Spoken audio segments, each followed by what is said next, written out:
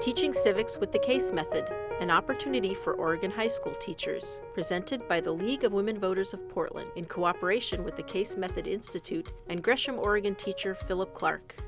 In 2019, Centennial High School teacher Philip Clarke attended a free 3-day workshop at Harvard Business School to learn the case method from renowned author and teacher Professor David Moss.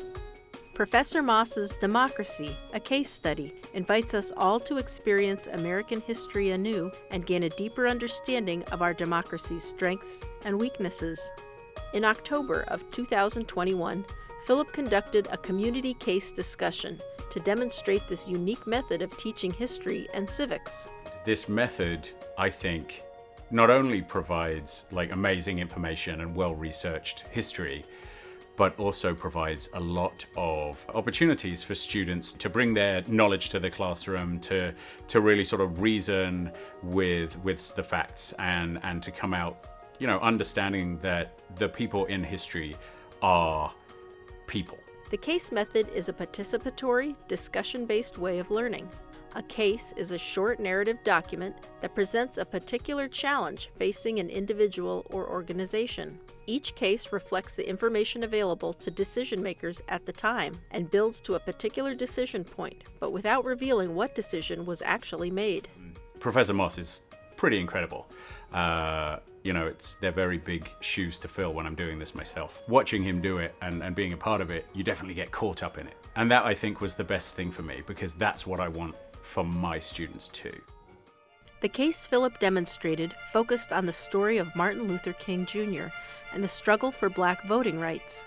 It describes the various strategies employed by civil rights activists, with a special emphasis on the civil disobedience protests of the modern civil rights movement, and culminates in Martin Luther King's decision of whether to lead protesters across Pettus Bridge on the famous protest march starting in Selma, Alabama, on March 9th, 1965.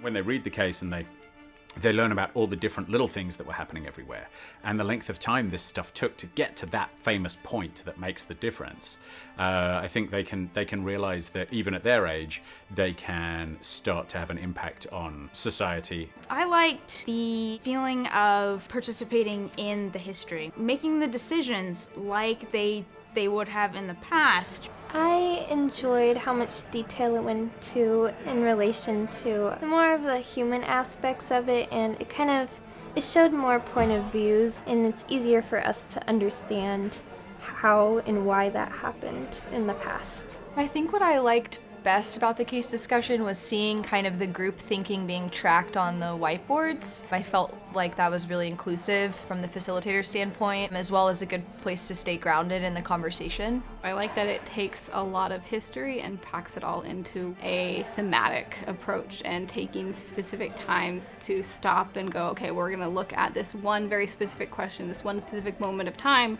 and we're going to be able to answer a lot of really good historical questions. And speaking to the people here today, even people who have first-hand knowledge of this time period and saw this stuff on TV and all of that kind of thing, they're able to say, oh yeah, like the way that these two things that I knew about link together and play into the wider story of this event.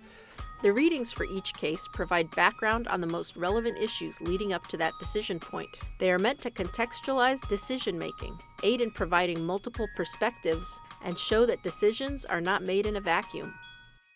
When I got accepted to go to Harvard, we got sent all of the readings that we needed to do.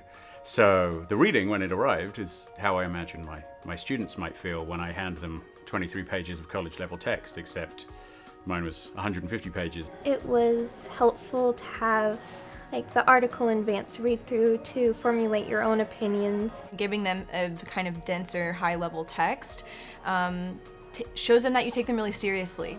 As they read, they can mark off portions in the passage that can help them. And so for students who may be a little bit more timid or afraid of talking in class, if they know that they can come prepared and have their reasonings already prepped, they're not going to be as afraid to talk, and more students will chat. You start getting the students that maybe didn't pay as much attention to the reading, forming ideas off of the stuff that's going on around them, and they start to get involved in the process too. I think that case discussions would be really beneficial if they were put into regular curriculum. I would be interested to see how maybe this method could be applied to other subjects. I know I'm going to absolutely find a way to incorporate this in my U.S. history class this year.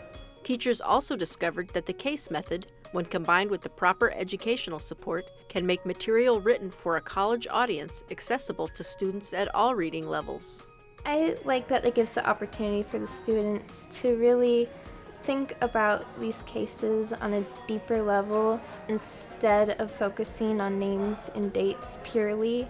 I think it's really easy to focus on what happened and not all the thinking and the planning that went into the decisions. And I think that students crave a different type of history education. This is a really valuable resource for us. Once we're trained in the method, we have a lot of options here for how we bring it to the classroom and what content we deliver.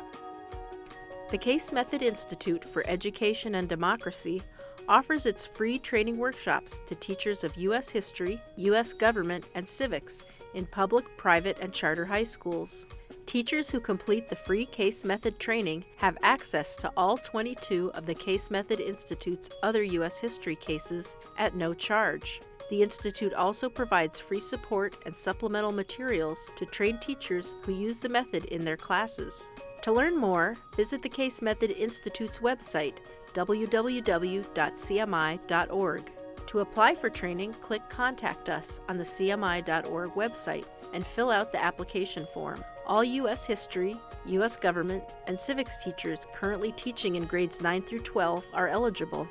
Thanks to Philip Clarke, Centennial High School, the Case Method Institute, members of the League of Women Voters of Portland, League of Women Voters of Greenwich, Connecticut, Metro East Community Media. Funding from the Herbert A. Templeton Foundation.